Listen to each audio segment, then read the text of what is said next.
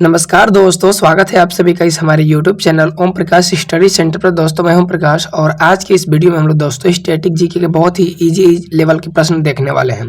तो दोस्तों आप लोग से आग्रह है कि इस वीडियो को कंप्लीट देखिएगा और पसंद आने पर शेयर जरूर करिएगा। दोस्तों पहला प्रश्न है, भारत में पहली बार जनगणना कब हुई थी?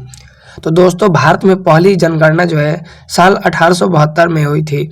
ऑप्शन नंबर जो है दोस्तों वो बी राइट आंसर होगा। और उस समय दोस्तों भारत के जो वायसराय थे लॉर्ड मेयो थे, ठीक है, जिनका दोस्तों आगे चल के 1872 में ही पोर्ट ब्लेयर में हत्या कर दी गई थी। ये भी क्वेश्चन इंपॉर्टेंट है, ठीक है दोस्तों। और युद्ध नहीं जिनके जीवन में, वे भी बड़े अभागे होंगे, या तो प्रण को तोड़ा होगा या रण छोड़कर भागे होंगे। ठीक है दोस्तों, तो आप लोग बिल्कुल भागिए मत, इस वीडियो को छोड़ के कंप्लीट देखिए दोस्तों। 1872 में लॉर्ड मेयो भारत के वायसराय की डैश में हत्या कर दी गई थी। तो दोस्तों पोर्ट ब्लेयर में इनकी हत्या कर दी गई थी। ऑप्शन नंबर जो दोस्तों वो ए राइट आंसर होगा। और दोस्तों बहुत इंपॉर्टेंट प्रश्न है, क्षुद्र ग्रह किन कक्षाओं के बीच पाए जाते हैं? तो दोस्तों क्षुद्र ग्रह जो है दोस्तों वो मंगल और बृहस्पति ग्रहों के बीच पाए जाते हैं। ऑप्शन नंबर जो दोस्तों वो बी राइट आंसर होगा। और दोस्तों जो मंगल ग्रह है इसे लाल ग्रह कहा जाता है, ये भी इंपॉर्टेंट है, इसको जरूर याद रखिएगा। और जो बृहस्पति है दोस्तों सौर मंडल का सबसे बड़ा जो है ग्रह है, ठीक है, आप लोग इसको जरूर याद रखिएगा दोस्तों, काफी इंपॉर्टेंट है। किस ग्रह को लाल ग्रह कहा जाता है? तो दोस्तों जो मंगल ग्रह है दोस्तों उसको लाल ग्रह कहा जाता है। ऑप्शन नंबर जो दोस्तों वो डी राइट आंसर होगा। दोस्तों मंगल ग्रह को लाल ग्रह कहा जाता है। इसकी सतह पर आयरन ऑक्साइड के कारण यह लाल रंग का दिखाई देता है, ठीक है, बहुत ही इंपॉर्टेंट है दोस्तों। मंगल ग्रह की सतह का रंग लाल क्यों होता है? यह किस रासायनिक यौगिक की अधिकता के कारण जो है लाल होता है? दोस्तों अगर फिर से मैं बोल दूं दोस्तों को इस वीडियो को कंप्लीट देखिएगा, बहुत ही मजा आने वाला है दोस्तों। तो यह जो है दोस्तों आयरन ऑक्साइड की वजह से यह लाल दिखाई देता है। ऑप्शन नंबर जो दोस्तों वो बी राइट आंसर होगा और काफी इंपॉर्टेंट है दोस्तों। तुलबुल परियोजना किस नदी पर है? तो दोस्तों जो तुलबुल परियोजना है मेरे प्यारे दोस्तों वो जम्मू कश्मीर में झेलम नदी पर बनी है। ऑप्शन नंबर जो दोस्तों वो बी राइट आंसर होगा। बहुत ही उम्दा प्रश्न है दोस्तों। जो वुलर झील है भारत की सबसे बड़ी ताजे पानी की झील है, ये भी याद रखिएगा, और जम्मू और कश्मीर में स्थित है, ठीक है दोस्तों। बाबर की आत्मकथा बाबरनामा की रचना डैश में हुई थी? तो दोस्तों यह बाबरनामा बाबर की आत्मकथा है, बाबर ने इसे तुर्की भाषा में लिखा था, ठीक है दोस्तों। ऑप्शन नंबर जो दोस्तों वो ए राइट आंसर होगा। और दोस्तों एक बार पुनः बता दूं कि बाबरनामा जो है दोस्तों वो बाबर की आत्मकथा है और बाबर ने इसे स्वयं तुर्की भाषा में लिखा है, ठीक है, खुद ब खुद लिखा है। तो ये भी आप लोग याद रखिएगा। अंतर्राष्ट्रीय महिला दिवस कब मनाया जाता है? तो दोस्तों अंतर्राष्ट्रीय महिला दिवस हर साल 8 मार्च को मनाया जाता है। ऑप्शन नंबर जो है दोस्तों वो भी राइट आंसर होगा। और मैं दोस्तों बता दूं कि यूनाइटेड नेशंस ने 8 मार्च 1975 को महिला दिवस मनाने की शुरुआत की थी। ये भी इंपॉर्टेंट क्वेश्चन है, उम्दा प्रश्न है दोस्तों, जरूर याद रखिएगा। और जो 28 फरवरी है दोस्तों उस दिन हम लोग क्या मनाते हैं? विज्ञान दिवस मनाते हैं। और 2 फरवरी को विश्व आर्द्रभूमि दिवस मनाते हैं। और 20 मार्च को विश्व गौरैया दिवस मनाते हैं। तो ये भी आप लोग याद रखिएगा। प्रकाश वर्ष किसका मात्रक है? तो दोस्तों जो प्रकाश वर्ष होता है मेरे प्यारे दोस्तों वो दूरी का मात्रक होता है। और एक प्रकाश वर्ष बराबर 9.46 × 10⁻15 मीटर होता है, ये भी याद रखिएगा। और दूरी मापने की सबसे जो बड़ी इकाई होती है दोस्तों पारसेक होता है, ठीक है, ये भी इम्पोर्टेंट है। मानव शरीर का सामान्य तापमान कितना होता है? तो मानव शरीर का दोस्तों सामान्य तापमान 98.6 डिग्री फ़ारेनहाइट होता है, ठीक है, फ़ारेनहाइट में दोस्तों 98.6। और वहीं डिग्री सेल्सियस में पूछा जाए तो 37 डिग्री सेल्सियस होता है, ठीक है। ऑप्शन नंबर जो दोस्तों वो डी राइट आंसर होगा। आप लोग जरूर याद रखिएगा, बहुत ही इंपॉर्टेंट क्वेश्चन है। भारत के अंतिम मुगल बादशाह कौन थे? तो दोस्तों यह थे बहादुर शाह जफर। ऑप्शन नंबर जो दोस्तों वो ए राइट आंसर होगा। दोस्तों बहादुर शाह जफर भारत के आखिरी मुगल सम्राट थे। वे उर्दू के जाने माने शायर भी थे, ये भी आप लोग याद रखिएगा। और इनको दोस्तों रंगून में जो है दोस्तों इनको मौत का घाट उतार दिया गया था। किसने भारत छोड़ो शब्द को प्रतिपादित किया है? तो दोस्तों भारत छोड़ो आंदोलन का नारा महात्मा गांधी और यूसुफ मेहर अली ने दिया, ठीक है दोस्तों। महात्मा गांधी ने करो या मरो का नारा दिया, जबकि यूसुफ मेहर अली ने भारत छोड़ो का नारा दिया, ठीक है दोस्तों। ऑप्शन नंबर जो है वो सी राइट आंसर होगा, यूसुफ अली मेहर, ठीक है दोस्तों, काफी इंपॉर्टेंट है। हालांकि कई एग्जाम में जो है दोस्तों महात्मा गांधी दिया होता है, जो कि डू एंड डाई का नारा दिए हैं, करो और मरो का, ठीक है।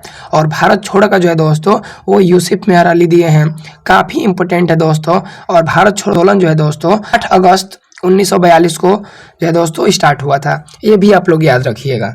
एंजाइम रासायनिक रूप से क्या होते हैं? तो दोस्तों जो एंजाइम होते हैं वो प्रोटीन होते हैं। ऑप्शन नंबर जो दोस्तों वो डी राइट आंसर होगा। और दोस्तों प्रोटीन सबसे ज़्यादा अंडे में होती है, ठीक है। इसके अलावा सोयाबीन, मछली, मांस, दालें, पनीर, दही और बादाम में भी होती है।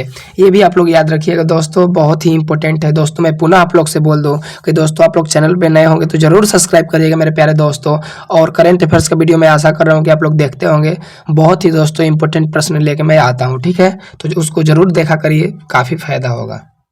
हमारे सौरमंडल का सबसे चमकीला ग्रह कौन सा है? तो मेरे प्यारे दोस्तों यह है शुक्र। ऑप्शन नंबर जो है दोस्तों वो भी राइट आंसर होगा।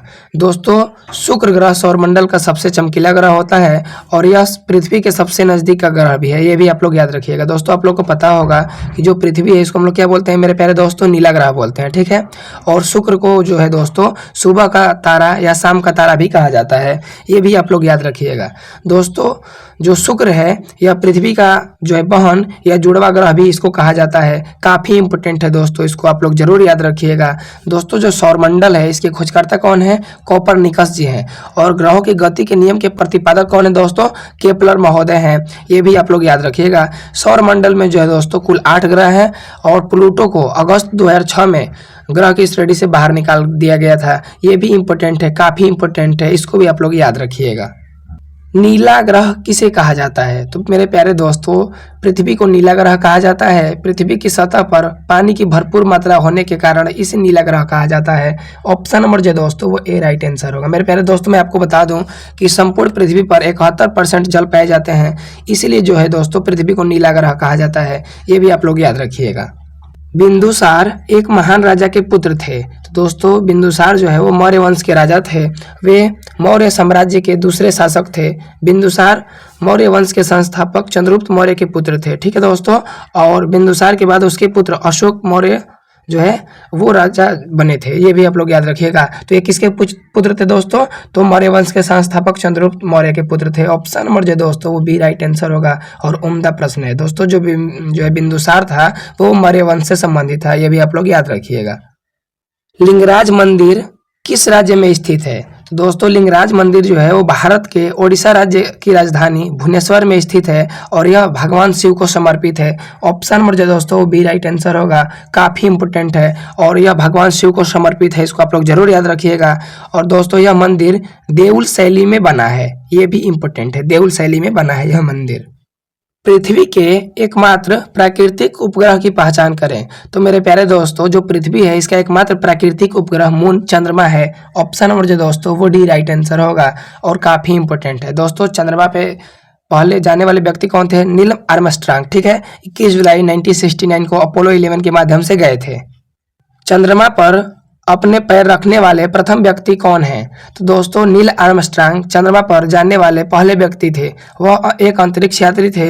21 जुलाई 1969 को अपोलो 11 के तहत जो है नील आर्मस्ट्रांग चंद्रमा की सतह पर कदम रखे थे। ऑप्शन नंबर जो दोस्तों वो बी राइट आंसर होगा और बहुत ही उम्दा प्रश्न है दोस्तों। हर्षवर्धन के दरबारी कवि थे। तो दोस्तों जो वाणभट्ट थे वो हर्षवर्धन के दरबारी कवि थे। ऑप्शन नंबर जो दोस्तों वो डी राइट आंसर होगा। मेरे प्यारे दोस्तों आप लोग याद रखिएगा कि वाणभट्ट ने राजा हर्षवर्धन की जीवनी हर्षचरित लिखी थी, ठीक है। ये भी याद रखिएगा। हर्षचरित के लेखक कौन थे दोस्तों? वाणभट्ट। इंपॉर्टेंट है, जरूर याद रखिएगा। हाइड्रोजन बम का आविष्कार किसने किया था? तो दोस्तों हाइड्रोजन बम का आविष्कार जो है वो एडवर्ड टेलर किए थे। ऑप्शन नंबर जो दोस्तों वो डी राइट आंसर होगा। और मेरे प्यारे दोस्तों हाइड्रोजन बम का जनक किन्हें कहा जाता है? तो एडवर्ड टेलर जी को कहा जाता है। ये भी आप लोग याद रखिएगा दोस्तों। कैसे याद करेंगे? हाई दिया है ऑप्शन, देखिए दोस्तों हाइड्रोजन में हाई दिया है मतलब जल्दी दिया है। तो हाई काम कौन करते हैं दोस्तों? टेलर लोग करते हैं। ये ट्रिक होता है जो है दोस्तों कुछ याद करने का, ठीक है। वहीं पूछा जाए परमाणु बम के आविष्कारक कौन है दोस्तों? तो परमाणु बम के जो आविष्कारक हैं ओपेनहाइमर जी हैं। ये भी आप लोग याद रखिएगा, बहुत ही उम्दा प्रश्न है। विश्व स्वास्थ्य दिवस कब मनाया जाता है? तो दोस्तों प्रत्येक वर्ष 7 अप्रैल को विश्व स्वास्थ्य दिवस के रूप में मनाया जाता है। ऑप्शन नंबर जो दोस्तों वो बी राइट आंसर होगा। और मेरे प्यारे दोस्तों एक बात और याद रखिएगा कि इस संस्था की स्थापना 7 अप्रैल 1948 को की गई थी। काफ़ी इंपॉर्टेंट है दोस्तों। WHO यानी वर्ल्ड हेल्थ ऑर्गेनाइजेशन यानी वैसे इसका मुख्यालय कहाँ है दोस्तों? जिनेवा स्विट्जरलैंड में है। ठीक है दोस्तों, विश्व स्वास्थ्य संगठन का मुख्यालय कहाँ है? तो जिनेवा स्विट्जरलैंड में स्थित है। बहुत ही उम्दा प्रश्न है, जरूर याद रखिएगा। बिहार पुलिस कांस्टेबल में क्वेश्चन कई बार पूछा गया है। विश्व स्वास्थ्य संगठन यानी WHO की स्थापना कब हुई थी? तो दोस्तों वर्ल्ड हेल्थ ऑर्गेनाइजेशन की स्थापना 7 अप्रैल 1948 को हुई थी। ऑप्शन नंबर जो दोस्तों वो सी राइट आंसर होगा। और दोस्तों WHO यानी वर्ल्ड हेल्थ ऑर्गेनाइजेशन का जो है मुख्यालय जिनेवा स्विट्जरलैंड में है। ये भी इम्पोर्टेंट है। दक्षिण अमेरिका में मध्य अक्षांशीय घास भूमि का नाम क्या है?